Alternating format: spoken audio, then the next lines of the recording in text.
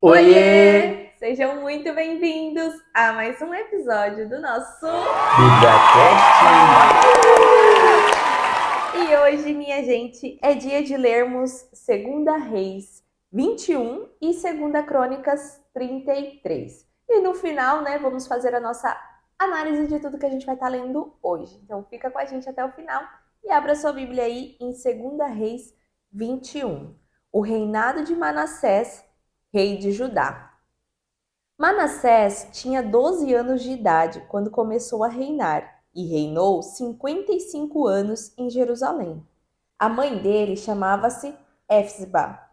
Ele fez o que era mal aos olhos do Senhor, imitando as práticas detestáveis das nações que o Senhor havia expulsado de diante dos israelitas.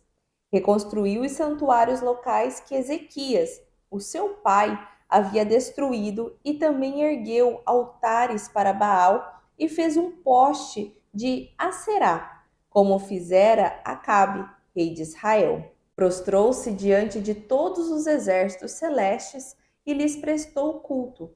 Construiu altares no templo do Senhor, a respeito do qual o Senhor havia dito: Em Jerusalém porei o meu nome. Nos 2 pátios do templo do Senhor, ele construiu altares para todos os exércitos celestes. Chegou a queimar o próprio filho em sacrifício. Praticou adivinhação e consultou os que anunciam presságios. Recorreu a médiuns e a quem consultava os espíritos. Fez o que era mal aos olhos do Senhor, provocando assim a ira dele. Ele tomou a imagem de Acerá que havia feito e a colocou no templo, do qual o Senhor tinha dito a Davi e ao seu filho Salomão: Neste templo e em Jerusalém, que escolhi dentre todas as tribos de Israel, porei o meu nome para sempre. Não farei os pés dos israelitas andarem errantes novamente, longe da terra que dei aos seus antepassados, se tão somente tiverem o cuidado de cumprir tudo o que lhes ordenei, isto é, toda a lei que o meu servo Moisés lhes deu. O povo, porém, não quis ouvir. Manassés os desviou, a ponto de fazerem pior do que as nações que o Senhor havia destruído diante dos israelitas. Então o Senhor disse por meio dos seus servos, os profetas: Manassés, rei de Judá, cometeu essas práticas detestáveis. Agiu pior do que os amorreus que o antecederam e também levou Judá a pecar com os seus ídolos. Portanto, assim diz o Senhor, o Deus de Israel: causarei tal desgraça em Jerusalém e em Judá, que os ouvidos de quem ouvir a respeito ficarão zumbindo. Estenderei sobre Jerusalém a linha de medir, utilizando contra Samaria e o fio de prumo usado contra a família de Acabe. Limparei Jerusalém como se limpa um prato, limpando-o e virando-o de cabeça para baixo.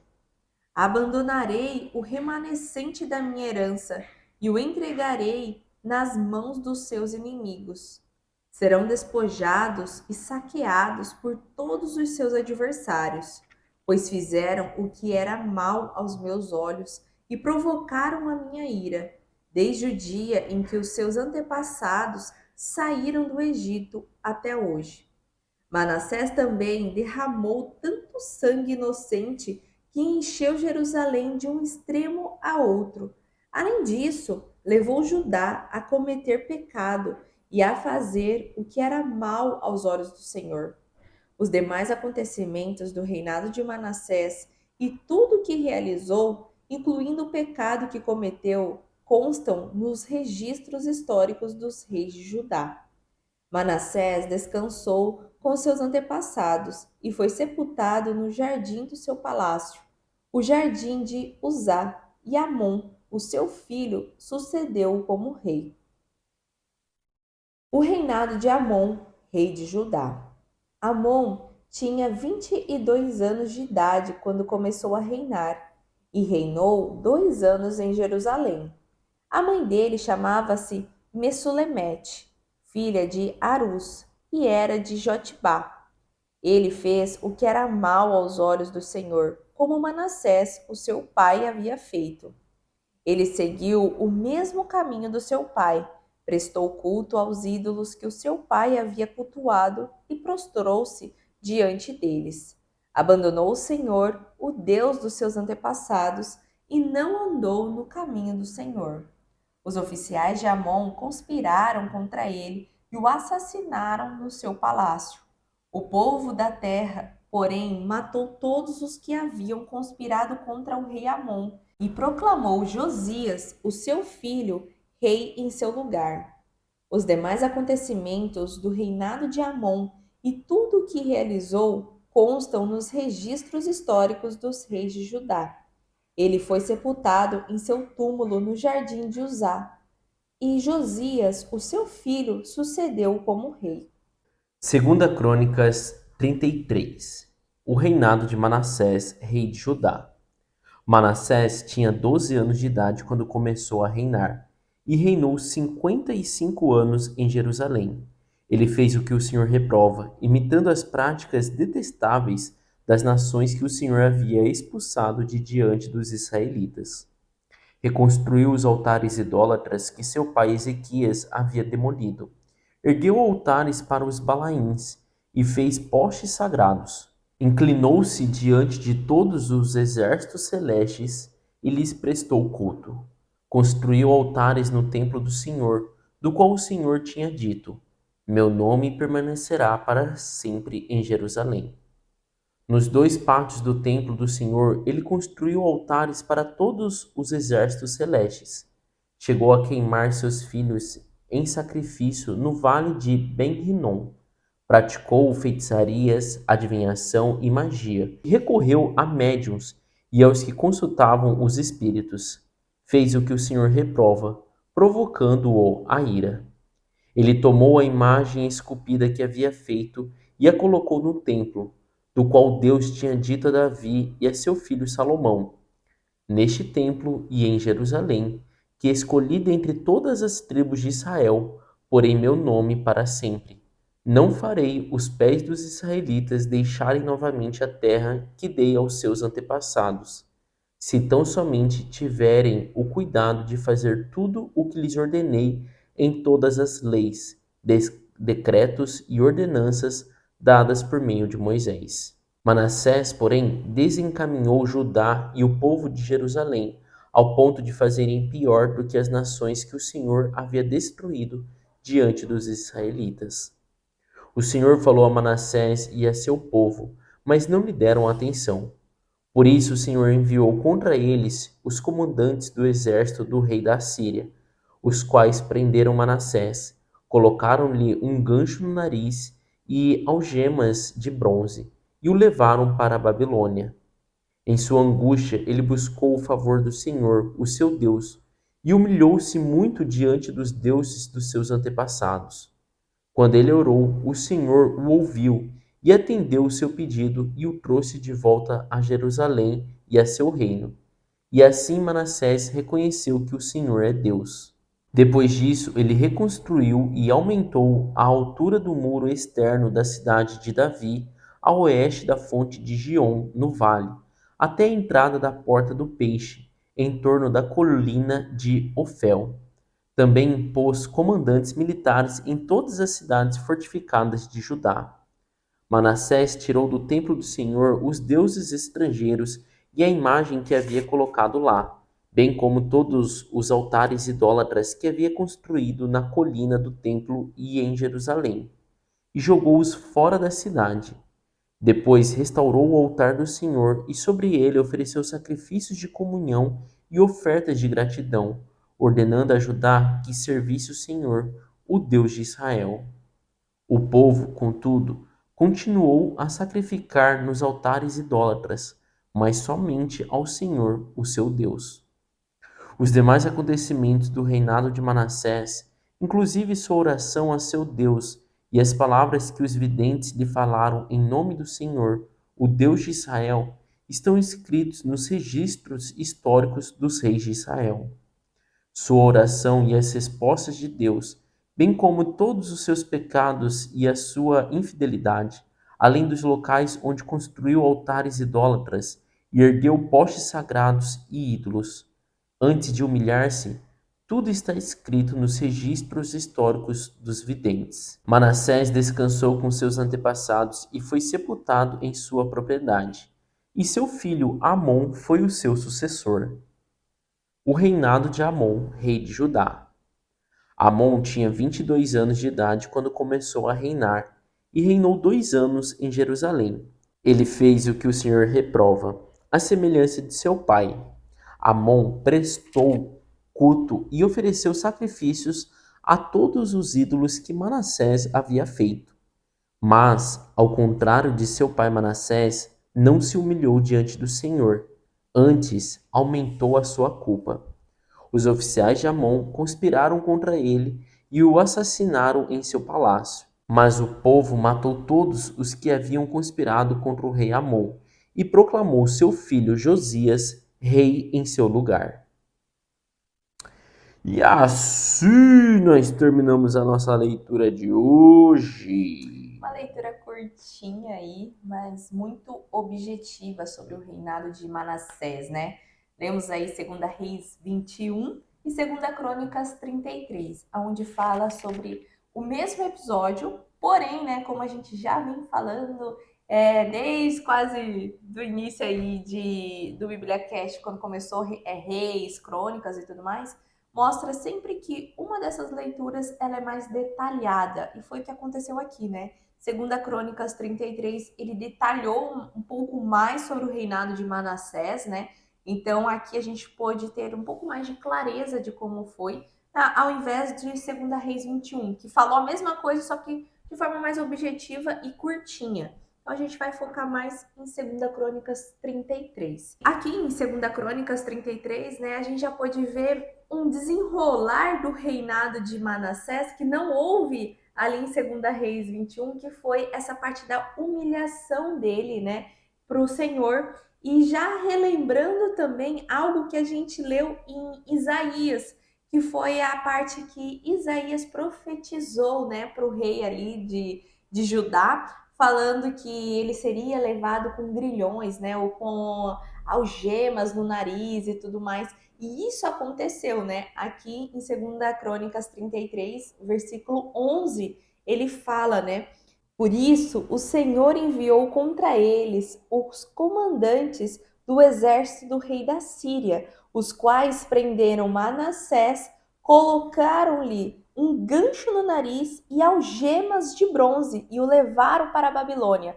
Relembrando também vocês que aqui a gente está lendo o momento do exílio, tá, gente? Vem vindo já desde lá de Isaías. A gente acabou o livro de Isaías, porém estamos continuando aí lendo, né, sobre esse exílio e aqui a concretização, porque Isaías em si era meio que as profecias, né, e chamando o povo para acordar, né, para ver o que eles estavam fazendo. E aqui já em 2 Reis e 2 Crônicas, tudo, aqui já vê a realização dessas profecias, né, e uma delas é essa parte aqui com o rei de Judá. É legal da gente comparar, né, mesmo essas duas leituras, né?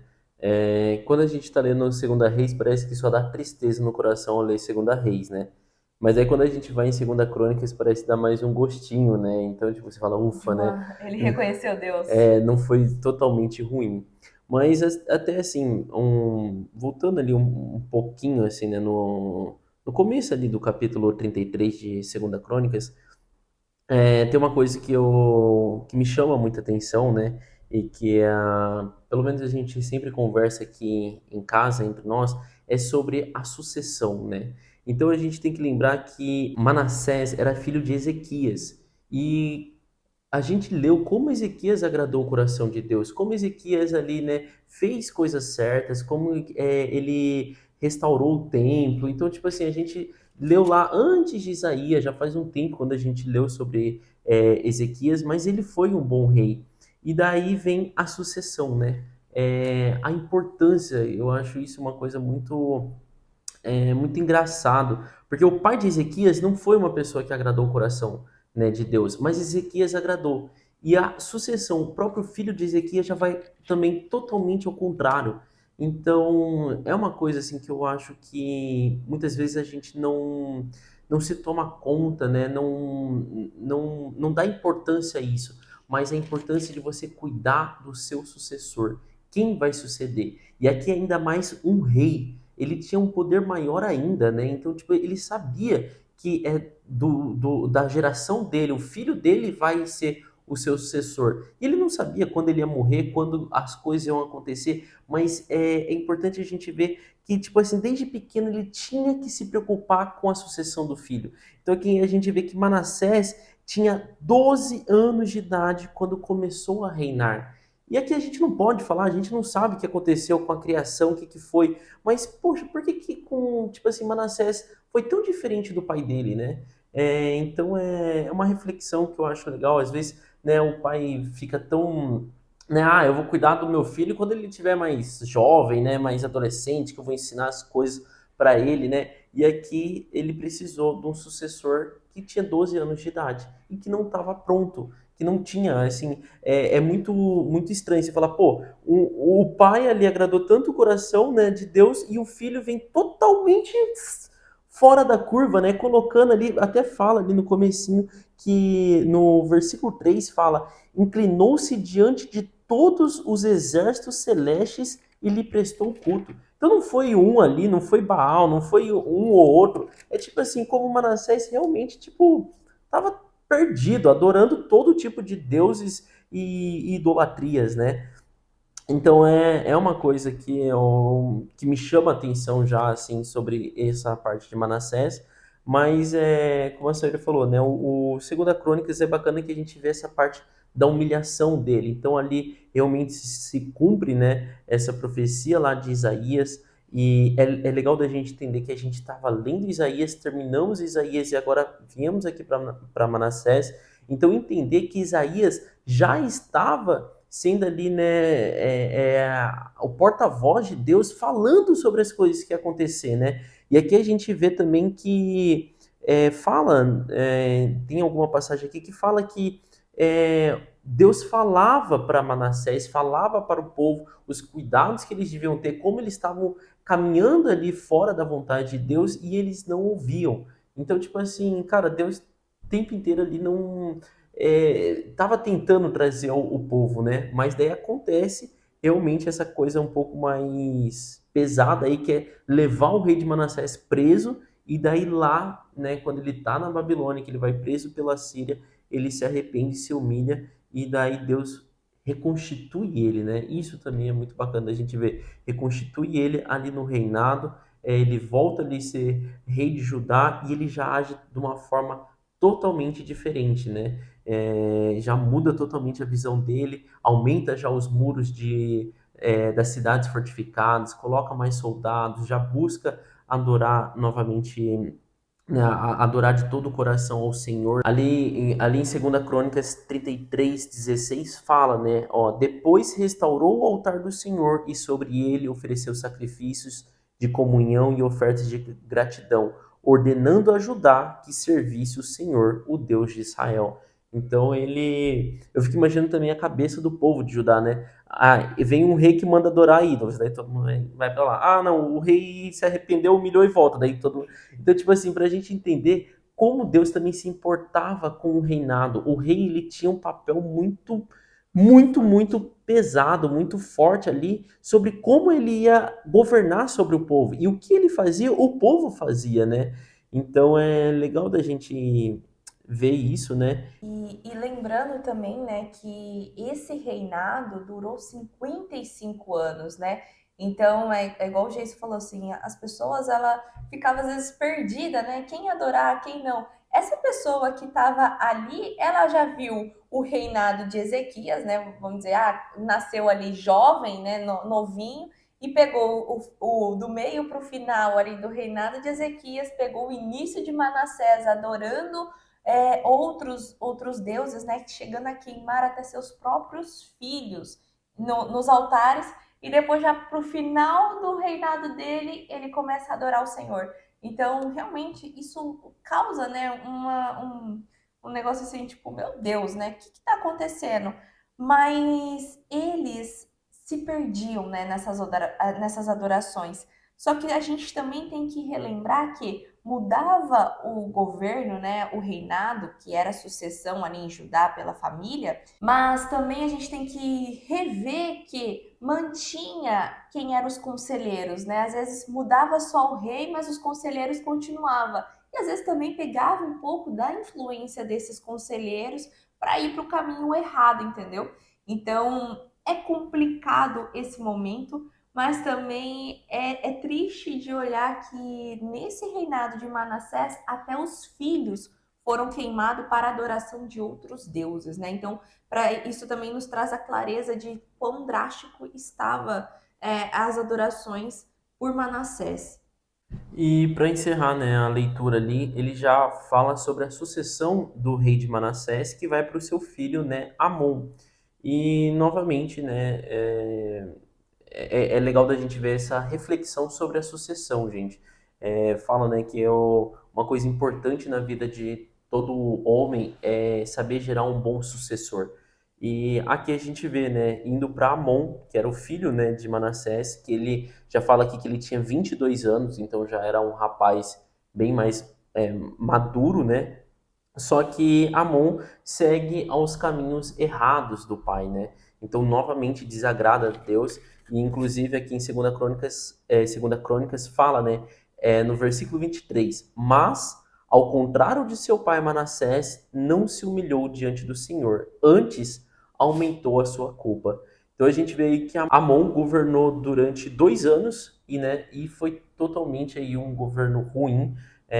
Então, tipo assim, parece que assim Deus, eu imagino Deus falou assim, poxa, nossa, consegui, né, ali trazer Manassés de volta, né, agora vamos fazer aí um governo bom, né, agora vai ser uma coisa bacana, e agora vamos passar pro filho dele. Daí, tipo assim, pô, acabou de fazer a transação ali, né, Manassés vinha adorando ídolos, agora tá adorando o Senhor, e o filho dele, que era para continuar ali, né, a adoração somente a Deus, vai lá e volta a adorar os ídolos. Então, tipo, a gente vê que rapidamente o governo dele dura só 2 anos e ele é assassinado, né? Daí vai pro filho dele, que é Josias. E a gente vai ver já nos próximos episódios, né, com que idade Josias vai governar, porque olha, já faz as contas aí. Amon começou a governar com 22 anos e só durou 2 anos no reinado. E vai pro filho dele. Então, quantos anos esse filho tem? E com quantos anos Amon teve seu filho, né? Exato. Isso você vai ver no próximo episódio. Então já te convidamos aí para você curtir esse vídeo, ativar o seu sininho e se inscrever no nosso canal para a gente estar junto, viu? E só fazendo um adendo aqui, né? Puxando um pouco do gatilho que o Jason falou bem no início dos comentários sobre essa parte de sucessão. Aqui a gente está falando muito sobre reinado, né? O que acontecia lá no Antigo Testamento e tudo mais, que ia passando a sucessão de um governo, de um país aí para os filhos, né? Sem ter essa parte de bagagem, de conhecimento ou coisas do tipo, mas só por conta do sangue, vamos dizer assim, né? E trazendo já para os dias de hoje, o que seria essa sucessão para a gente, né? Seria essa parte de, eu estou construindo uma empresa, ou até mesmo eu tenho uma casa aqui, né? Eu faleci, vai para quem? Vai para o meu filho, vai dividir isso daqui. Só que nós, seres humanos, né, muitas vezes construímos algo para deixar realmente para os nossos filhos, né, que são os nossos sucessores. Só que a gente fica com aquela parte assim também de ego, né? Não, eu ainda tô bem, eu tô com saúde aqui, eu vou continuar tocando. Meu filho vai estudando, vai crescendo, vamos ver que faculdade ele vai fazer, o que ele vai querer ser da vida. Só que cabe aí, né, para você refletir algo que a gente também passou um bom tempo refletindo aqui em casa, que nós adultos, né, vamos dizer assim, quando quer ter filhos e tudo, a gente constrói para eles. Só que é errado também quando a gente vê eles crescendo, deixar eles construírem a vida dele. Sendo que algo que você está construindo para eles, você não quer passar, você não quer trazer ele para perto. E quando você vai embora, você quer que eles toquem lindamente, sem levar à falência a tua empresa e que receba de bom grado. Isso chega a ser até uma coisa crítica, né? Uma coisa assim que você fala assim, poxa, por que você já não chamou para perto logo quando você estava construindo, para trazer esse amor para o teu filho das coisas que você está construindo se é para ele, sabe? Do que você deixar eles alçarem voos. Mas não é que, nossa, eu vou ser controlador, eu vou pegar meus filhos aqui, eles têm que continuar o que eu estou fazendo. Não é sobre isso, mas é sobre você depois lá na frente não ter uma frustração. Se é que você está construindo para deixar um legado, né? Não estou construindo, é só para mim. Tudo bem, tá lindo, constrói o seu, eles constroem os deles. Mas caso você pense que é para eles, que o que você constrói é para eles, chama eles para perto, desde cedo, sabe? Não queira ser autoritário e egocentrista ali, que é só você que dá conta de construir o que você está construindo. Ele precisa, vamos dizer assim, quebrar a cabeça enquanto você está do lado. Imagina ele quebrando a cabeça depois que você já faleceu, né? Tipo, aí não tem como nem você ajudar ele. Então é muito mais genuíno, né? Você trazer o seu filho, mesmo ele sendo muito jovem, muito novo. Aqui a gente via reis reinando com 12 anos de idade, com 8 anos de idade, reinando. Então você acha que ele não vai ser capaz de te ajudar na tua empresa, né? A construir algo que no futuro vai ficar para eles.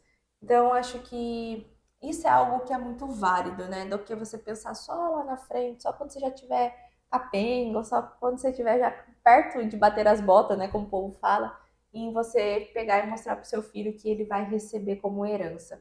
Então, já traga a sua família para perto, não deixe eles alçarem voo se a sua intenção é entregar para eles. E se não faz sentido para eles também, né? Invista nos sonhos deles, né? Do que deixar a pessoa aí, a Deus dará, né? Isso mesmo. Eu acho que é isso que a gente tem para compartilhar com vocês hoje, tá? Espero que tenha feito sentido. Se você tem algo para comentar também, deixa aqui embaixo. Isso acrescenta muito, né? Ajuda no crescimento espiritual de todo mundo, não só seu, como o meu, como o do Jason, mas de todos que passam por aqui, tá bom? E já compartilha esse vídeo aí para chamar mais pessoas nesse propósito aí de estar lendo a Bíblia junto contigo, tá bom? E te espero no próximo episódio. Beijo! Tchau! Tchau! Oiê! Parabéns! Você concluiu mais um episódio do nosso Bíblia Cast. Aqui do lado já deixei o quê? O nosso canal para você estar se inscrevendo e aqui abaixo o sininho para você já deixar ativado e ser notificado sempre quando a gente lançar o próximo episódio. E o próximo episódio já está aqui também para você estar assistindo e crescendo cada vez mais espiritualmente, viu? Então vai lá, já clica aqui e já assista o próximo episódio. Nos vemos! Tchau!